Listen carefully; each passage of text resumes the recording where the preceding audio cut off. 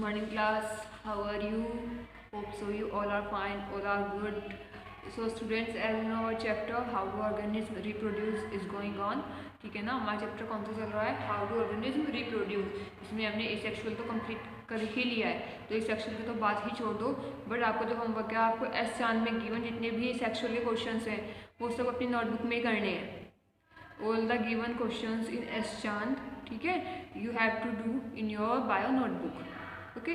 सो student, sexual reproduction चल रहा था. सेक्सुअल रिप्रोडक्शन में दो तरह के ऑर्गेनिज्म हमें स्टडी करने हैं, that is the plants and the animals. ठीक है, प्लांट्स और एनिमल्स. तो प्लांट्स हमारे दो तरह के थे, unisexual plants and the bisexual plants. ये भी मैंने आप लोगों को क्लियरफाई कर दिया था.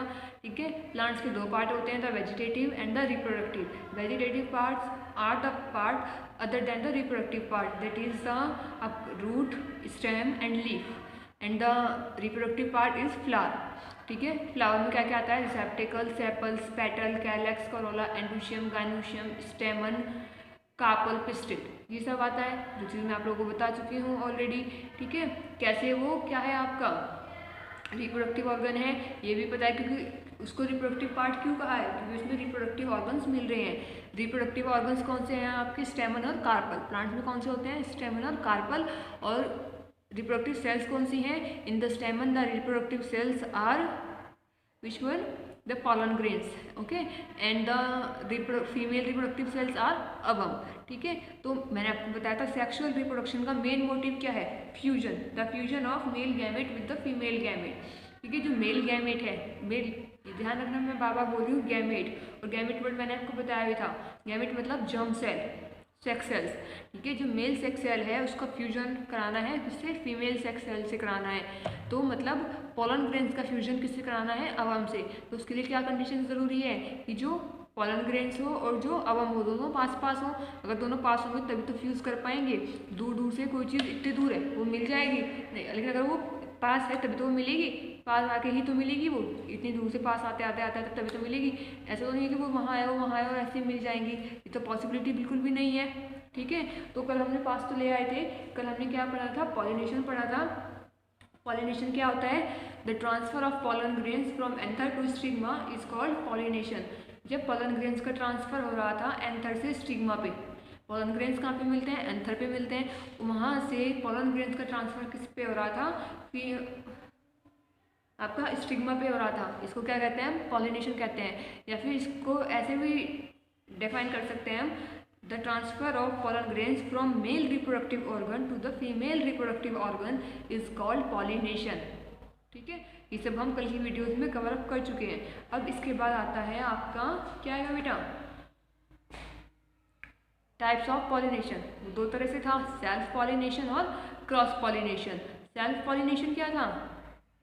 सेल्फ पॉलिनेशन में क्या था कि जब स्टेमन और कार्पल दोनों एक ही फ्लावर में प्रेजेंट हो, the transfer of pollen grains from anther to stigma within the same flower. अगर एक ही फ्लावर में एंथर पोलन ग्रेन एंथर से स्टिग्मा पे जा रहे हैं सेम फ्लावर में, तो वो आपका क्या होगा? सेल्फ पॉलिनेशन होगा. और क्रॉस पॉलिनेशन क्या होगा? The transfer of pollen grains from anther to stigma of different flower. ठीक है, जब किसी और फ्लावर के एंथर पे जाते हैं, किसी और फ्लावर के स्टिग्मा पे जाते हैं, तो उसे हम क्या बोल देते हैं? क्रॉस पॉलिनेशन कह देते हैं. क्लियर है?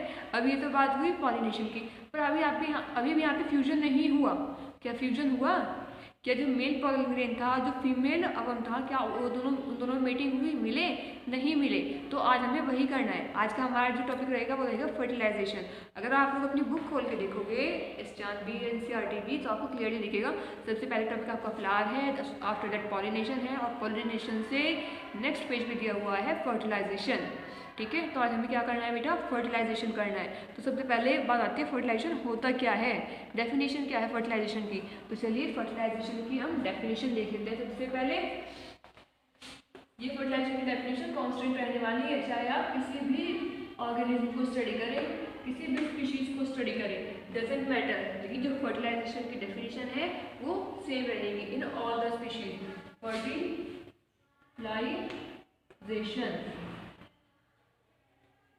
ओके, तो क्या होगा फर्टिलाइजेशन में? हमेशा याद रखना, the fusion of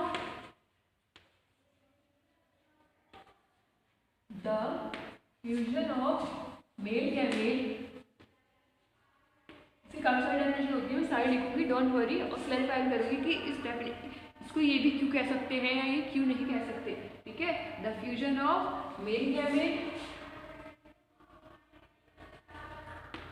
with female gamete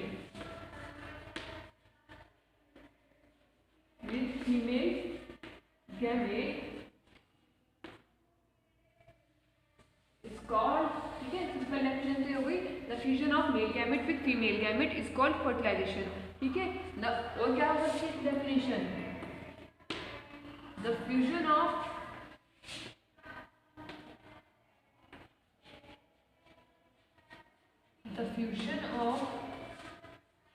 male sex cells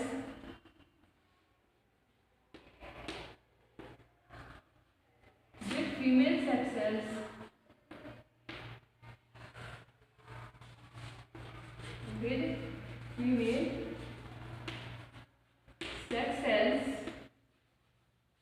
is called fertilisation. ये जनरल है, ये आप एनिमल्स में भी यूज़ कर सकते हैं बेटा और प्लांट्स में भी यूज़ कर सकते हैं। ठीक है, लेकिन इसके बाद मैं डेफिनेशन लिखूंगी, वो वहाँ पे डिपेंड करता है आप वर्ड्स क्या यूज़ कर रहे हो। अगर आप वहाँ पे स्टेमन और कार्पल, पोलन ग्रेन्स और अवम यूज़ कर रहे हो तो प्लांट्स में होगा। अब एनिमल्स में तो पोलन ग्रेन्स और अवम नहीं मिलते, तो वहाँ पे आपको टर्म्स चेंज करनी पड़ेगी अगर आप फिर एनिमल्स में लिखोगे। ठीक है, बट अभी हम यहाँ पे प्लांट्स के बारे में पढ़ रहे हैं, तो सबसे पहले हम प्लांट्स पे ही फोकस करेंगे। तो यहाँ पे और क्या लिख सकते हो आप, और द फ्यूजन ऑफ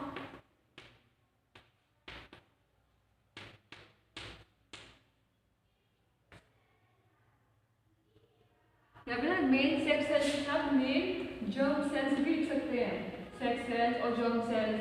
ठीक है ना, ऐसे यहाँ पे भी जर्म सेल्स लिख सकते हैं। ठीक है, अब क्या लिखोगे, the fusion of pollen grains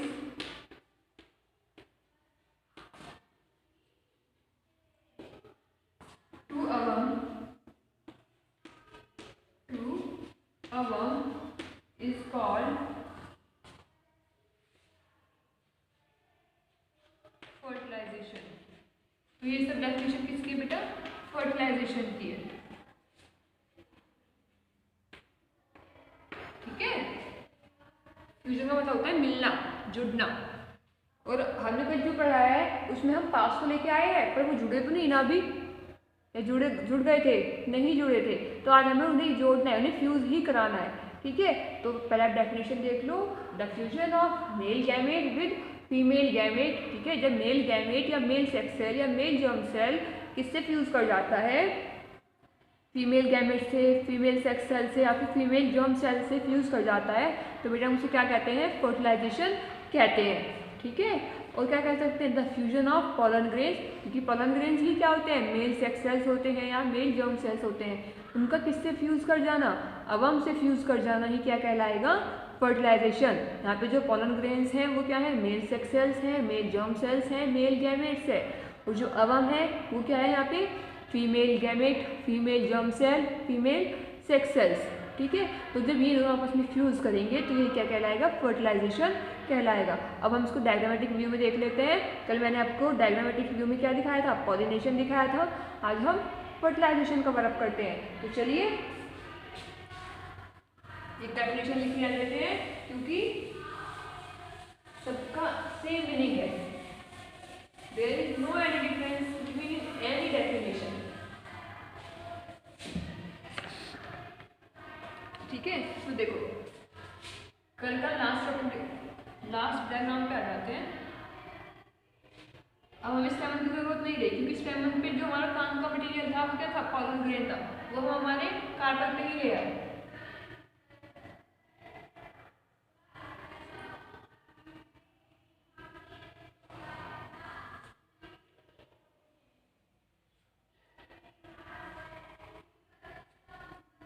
साथ में वही विजिबल है, let me check this,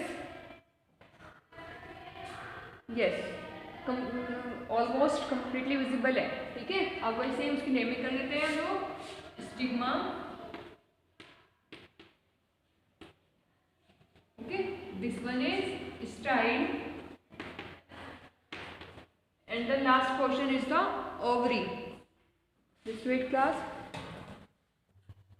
class. ये आपका स्टिग्मा हो गया सबसे पहले, then style, and after that ovary.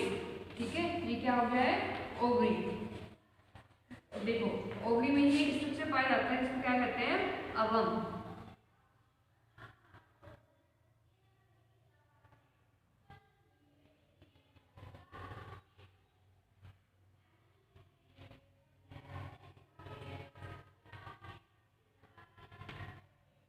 किसका स्ट्रक्चर है माय डियर स्टूडेंट्स? अवम का।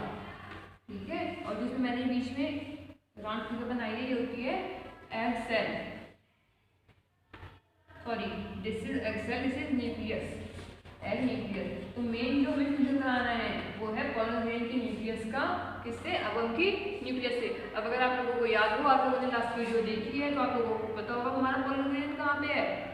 किस किस को पता है पोलन ग्रेन कहाँ पे है? सोचो, कल की वीडियो देखी है तो डेफिनेटली पता होगा ना। कंफ्यूज होने की नीड क्या है कि पोलन ग्रेन कहाँ पे था? कल जहाँ का जो था वैसे उठाएंगे उसको, कहीं और थोड़ी उठाएंगे।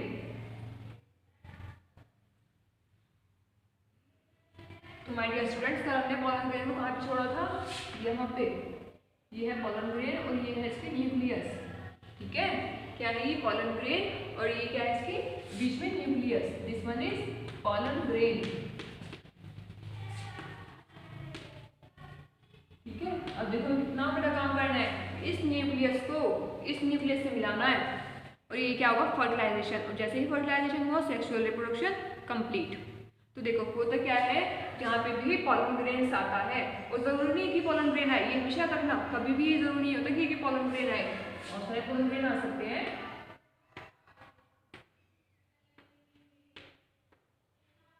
ठीक है, आएंगे सर स्टिग्मा पे, लेकिन इनमें से एक्टिवेट एक ही हो पाता है। ठीक है, और वो कौन सा होगा ये भी हम नहीं बता सकते, कोई भी एक एक्टिवेट हो जाएगा, और जो भी एक्टिवेट होगा वो यहाँ पे जगह खाली कर देगा, वो यहाँ पे कोर बनाना शुरू कर देगा अपने लिए वो जगह बनानी यहाँ पे क्या कर देगा माइंड स्टूडेंट्स? शुरू कर देगा। और क्या होगा, ये ना अपने आप को एक्सटेंड कर लेगा, और जब गोल है ना तो ये क्या होना शुरू हो जाएगा? इस तरह से। और जो न्यूक्लियस है ये इसमें मूव करने लगेगी, सेम न्यूक्लियस है ये डाउनवर्ड डायरेक्शन में आ गई है। ठीक है, और ये जो ट्यूब सी बनी है इसको बोलते हैं पोलन ट्यूब। ये पोलन ट्यूब पूरे नीचे तक ग्रोथ करती जाएगी, क्या कहेंगे इसको? Pollen tube. ये आप लोग अपनी बुक में डायग्रामेटिक में बहुत अच्छे से देख सकते हो, बहुत क्लियरली दिखाया गया है ये पोलन ट्यूब। ठीक है, क्या होगा? Pollen tube. ये क्या है? पोलन ट्यूब है। तो इसको ऐसे ना करके, हमारा डायग्राम का जो स्टाइल है वो थिन हो गया है, तो कोई बात नहीं। ये क्या होगा? अभी तो पहले छोटी सी हुई है ग्रोथ इसकी, फिर टाइम के साथ साथ क्या होगा?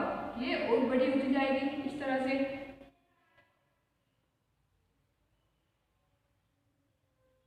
जब ये इतनी बड़ी हो जाएगी तो जो इसमें न्यूक्लियस है, न्यूक्लियस भी नीचे आ जाएगी।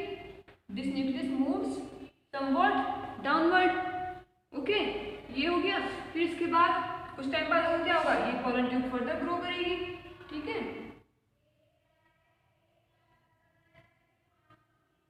ये फर्दर ग्रोथ करती ही जाएगी पोलन ट्यूब। यहां तक इसने क्या किया? ये हो गई इसकी ग्रोथ। ठीक है, यहाँ पे आके भी, और अब जो न्यूक्लियस है, ठीक है, इस मेल, हाँ ये जो न्यूक्लियस है ये क्या होगी? ये न्यूक्लियस भी नीचे मूव करती जाएगी कंटिन्यू। ये मैं सोचना बहुत सारी न्यूक्लियस हो गई, ये एक ही न्यूक्लियस है जो कंटिन्यू क्या कर रही है? नीचे मूवमेंट कर रही है, नीचे की साइड मूव कर रही है। ठीक है, तो क्या होगा? एक टाइम ऐसा आएगा जब ये जो आपके पोलन ट्यूब है, ठीक है, ये जो पोलन ट्यूब है ये क्या होगी? इस अवम में एंटर कर जाएगी। ठीक है, अवम। ठीक है, क्या हो गई? इस अवम में एंटर कर गई है, और ये जो न्यूक्लियस है ये भी यहाँ पे आ गई। और ये हमेशा याद रखना, जो पोलन ट्यूब है ना, ये पोलन ट्यूब की जो स्टार्टिंग पॉइंट है, this one and this one, इसमें इतनी कैपेबिलिटी होती है, ये इस सेल वॉल को क्या कर सकती है?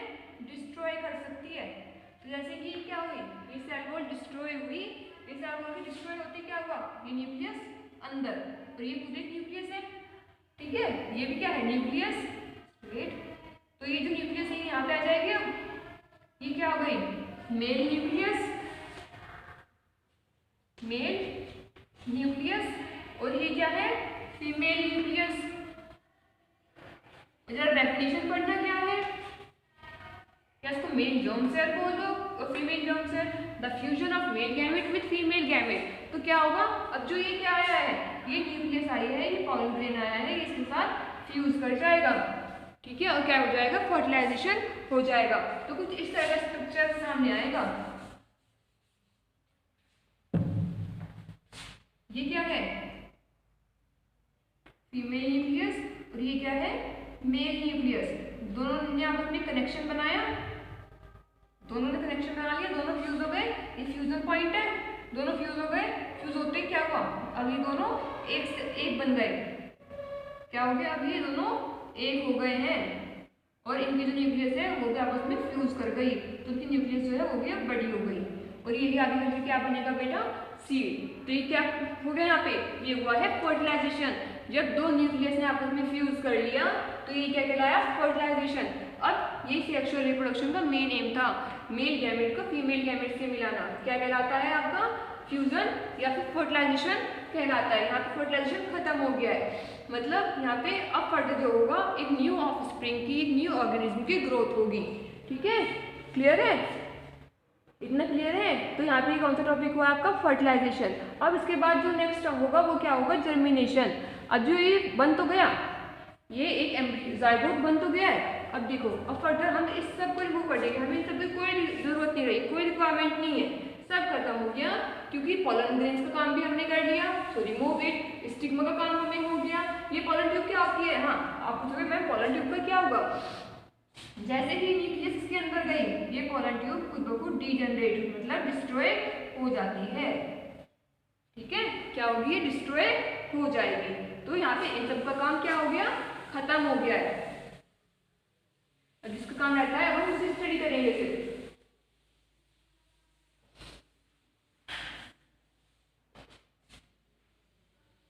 तो चलो हम इसे ही अच्छे से ड्रॉ कर लेंगे, सिर्फ अवम को ड्रॉ कर लेंगे।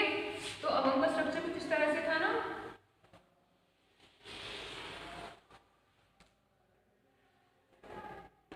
इसमें ये क्या बन गया, एक डिप्लॉयड सेल, ठीक है, जो पहले थी वो हैप्लॉयड थी, मतलब उनमें क्रोमोसोम्स के नंबर हाफ थे। अब ये बनाया है क्रोमोसोम्स के नंबर फुल है, क्या है, डिप्लॉयड ऑर्गन है, ठीक है, इसको क्या बोलेंगे, जाइगोट। ये क्या बन गया, जाइगोट। ये जाइगोट क्या करेगा, टाइम के साथ साथ ग्रोथ करेगा, इसमें ग्रोथ होगी, काफी सारी सेल्स बन जाएंगी, सेल्स बन जाएंगी, यहाँ पे इसको फूड न्यूट्रिशन मिलेगा, किससे, एंडोस्पर्म से। एंडोस्पर्म होता है जिसको फूड क्या करता है, प्रोवाइड कराता है। जैसे ह्यूमंस में आप लोगे प्लेसेंटा, ऐसे प्लांट्स में होता है एंडोस्पर्म, ठीक है। तो क्या होगा, अभी जाइगोट बन गया, ये जाइगोट ही क्या होगा, फर्दर जाके इन फ्यूचर ही क्या करेगा, ये जाइगोट ही ये सीड कहलाएगा। इस जाइगोट में ही ग्रोथ होती जाएगी। जो साइड में मैंने ये अवम ड्रॉ किया था, ये कंप्लीटली इसमें ही मिक्सअप हो जाएगा, इसमें ही मर्ज हो जाएगा, और एक टाइम आएगा तब क्या बन जाएगा, इस तरह का सीड बन जाएगा, ठीक है, क्या हो गया, सीड।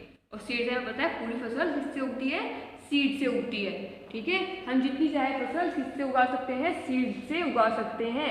तो प्लांट्स में जितनी भी फसल उगती है, जो पूरा प्लांट बनता है, उसकी मेन यूनिट क्या है, सीड। तो अब क्या करो, इस सीड को मिट्टी में दबा दो, ड्यूरिड अंडर द सॉइल। तो आप सपोज करो ये सॉइल है, ठीक है, ये क्या है, सॉइल। सॉइल के अंदर क्या है, सीड। तो अब क्या होगा, धीरे धीरे सीड की ग्रोथ होगी, सीड क्या होगा, जर्मिनेट, है ना, बीज अंकुरित होना, ये अंकुरित होगा, ठीक है, ये बीज क्या होगा, अंकुरित होगा। अंकुरित का मतलब होता है जर्मिनेट होना। जब सीड जर्मिनेट होता है उस प्रोसेस को कहा जाता है सीड जर्मिनेशन। तो क्या होगा, तो इससे क्या निकलेंगी, रूट निकलनी शुरू होंगी, ठीक है, और लीव्स निकलनी शुरू होंगी। पता होगा जब कोई फसल सबसे पहले छोटे छोटे प्लांट निकलते हैं, ठीक है। तो ये हमेशा याद रखना, किसी भी प्लांट से जो सबसे पहले क्या निकलती है, रूट निकलती है, उसे क्या कहते हैं, जो सबसे पहले स्टेम निकलती है उसे क्या कहते हैं, जो किसी भी सीड से सबसे पहले रूट निकलती है उसको बोलते हैं रेडिकल, ठीक है। और जो सबसे पहले लीफ निकलती है उसको बोलते हैं प्लिम्यूल। सबसे पहले जो क्या है आपकी रूट, उसको रेडिकल और शूट को प्लीम्यूल बोलेंगे। क्लियर है? इसको याद करने का तरीका, R for root and R for radical. क्या होगा? R से रेडिकल और R से रूट और प्लीम्यूल, जो बचा वो प्लीम्यूल। अब इन फ्यूचर क्या होगा, ये जो रेडिकल है ये ही ग्रोथ करती जाएगी, ये रेडिकल काफी बड़ी हो जाएगी, इससे काफी सारे रूट्स बन जाएंगी, primary root, secondary root, tertiary root. ठीक है, और जो ये प्लीम्यूल है इससे पूरा नया प्लांट बनना शुरू हो जाएगा, उसमें लीव्स, ब्रांचेस, फ्लावर्स ये सब आने शुरू हो जाएंगे। ठीक है, पूरा प्लांट ग्रो कर जाएगा और ये पूरा प्रोसेस आपका यहाँ पे खत्म हो जाता है रिप्रोडक्शन इन प्लांट्स। चाहे वो एसेक्सुअल हो, सेक्सुअल हो, यूनिसेक्सुअल हो, बाइसेक्सुअल हो। तो प्लांट्स में कैसे हमने शुरू किया था, फ्लावर से, उसमें पॉलिनेशन कराया, फिर उसका फर्टिलाइजेशन हुआ, wear the growth of pollen tube, फिर हमने क्या कराया उसमें जर्मिनेशन कराते ही पूरा प्लांट, फर्टिलाइजेशन कराते ही सीड बनने शुरू हो गया और उस सीड से ही पूरा प्लांट ग्रो कर गया। ठीक है, क्लियर है? जो सबसे पहली रूट होती है उसको बोलते हैं रेडिकल, जो सबसे पहली शूट होती है उसको बोलते हैं प्लीम्यूल।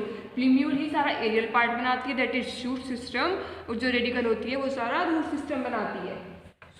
शूट सिस्टम में आपका क्या क्या आता है बेटा? शूट सिस्टम में आपका आता है लीफ, ठीक है, लीफ आएगा और ब्रांचेस, फ्लावर, स्टेम, ये सब आपका इसमें आ जाएगा। ठीक है, तो यहाँ पे आपका वाला टॉपिक खत्म हो जाता है। थोड़ा आपकी एक्स्ट्रा नॉलेज के लिए मैं आपको बता दूँ, जो यहाँ पे मेल गैमेट है, ठीक है ना, ये होता है haploid in nature. Male gamete कैसा होगा? हैप्लॉइड। मेल गैमेट कैसी है? हैप्लॉइड। और जब भी दो हैप्लॉइड मिलते हैं तो क्या बना लेते हैं? डिप्लॉइड। मतलब जो सीड है वो कैसा है? डिप्लॉइड। अभी हैप्लॉइड और डिप्लॉइड क्या है भाई, तो हमें पता ही नहीं। आपको पता होना चाहिए कि हर ऑर्गेनिज्म में क्या मिलते हैं? क्रोमोसोम्स। जैसे ह्यूमंस में क्रोमोसोम्स मिलते हैं 46, ठीक है, तो सपोज किसी प्लांट में कितने मिल रहे हैं क्रोमोसोम? उसमें 12 मिल रहे हैं। ठीक है, पूरी बॉडी में 12 क्रोमोसोम, लेकिन जो सेक्स सेल्स होते हैं उसमें मिलते हैं हमेशा हाफ। 12 मेल मिल रहे हैं, 12 फीमेल में, लेकिन जो मेल सेल्स हैं और फीमेल सेल्स हैं उसमें क्या हो रहा है? 6 इसमें मिल रहे हैं क्रोमोसोम्स और 6 क्रोमोसोम्स इसमें मिलते हैं, हमेशा फिक्स है ये। तो जब ये 6 और 6 मिलेंगे तो जो इनका एग बनेगा या जो जाइगोट बनेगा उसमें कितने क्रोमोसोम्स होंगे? हमेशा 12 होंगे। ठीक है, क्या होंगे? 12। तो ये होता है आपका पूरा रिप्रोडक्शन इन प्लांट्स, और यहाँ पे टॉपिक खत्म हो जाता है। इन द नेक्स्ट वीक और in our next class we are going to start the reproduction in animals. ठीक है, क्या स्टार्ट करेंगे हम? रिप्रोडक्शन इन एनिमल्स स्टार्ट करेंगे। उससे पहले आप लोगों को अपने इसके नोट्स कंप्लीट करने हैं। ठीक है, किसी को कोई डाउट होगा वो मुझसे पूछ लेना, कोई टॉपिक समझ में ना आए तो, क्योंकि ये बहुत ईजी है। रिप्रोडक्शन इन प्लांट्स ईजी है, अगर ये समझ में आ गया तो काफ़ी हद तक आप एनिमल्स समझ सकते हैं, लेकिन अगर ये नहीं समझ में आया तो एनिमल्स वाला बिल्कुल समझ में नहीं आएगा। ओके, तो पहले इसको ध्यान से पढ़ो, ध्यान से समझो, एनसीईआरटी से भी पढ़ो, साइड बुक से भी पढ़ो। ठीक है, इसके जितने ज़्यादा से ज़्यादा क्वेश्चन हो सके वो क्वेश्चन सोल्व करो, और अब सीबीएसई का सैम्पल पेपर भी आ गया है, उसको सोल्व करो। कोई क्वेश्चन सोल्व नहीं होता तो मुझसे पूछो कि मैम ये क्या है, क्या क्वेश्चन की डिमांड है, लेकिन घर पे खाली नहीं बैठना है। इस बार ऑब्जेक्टिव नहीं है कि आप लोग ऐसे ही पास हो जाओगे। ओके, तो ध्यान से पढ़िए, अपना ध्यान रखिए, respect your parents, your elders. Okay, thank you students, have a nice day ahead, stay home, stay safe.